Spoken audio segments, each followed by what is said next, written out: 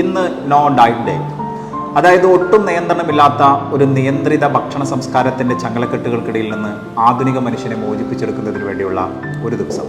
അന്നരസം യതന്നേന മനോബുദ്ധിർ ബലാനിച്ച തദാത്മന വിഭക്ഷേത സുഗമസ്യ ജരാനഹി. സർവ്വരസങ്ങളിലുമുള്ള ഭക്ഷണ പദാർത്ഥങ്ങൾ മനുഷ്യർക്ക് ഉത്തമമാണ്. അത് മനുഷ്യൻ്റെ മനോബുദ്ധിയെയും ശരീരബലത്തെയും പരിപോഷിപ്പിക്കുകയും അങ്ങനെ ആയുരാരോഗ്യത്തോടെ ദീർഘകാലം ജീവിക്കാൻ മനുഷ്യനെ പ്രാപ്തരാക്കുകയും ചെയ്യുന്നു.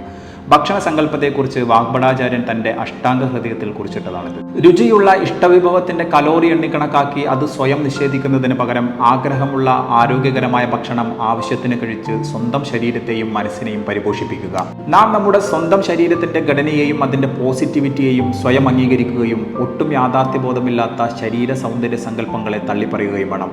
നമ്മുടെ ശരീരത്തിൻ്റെ വൈവിധ്യങ്ങളെ നമ്മൾ തന്നെ ആഘോഷമാക്കി മാറ്റുക. Happy no diet day. ഞാൻ നൗഷാദ് ഇബ്രാഹിം. Thank you.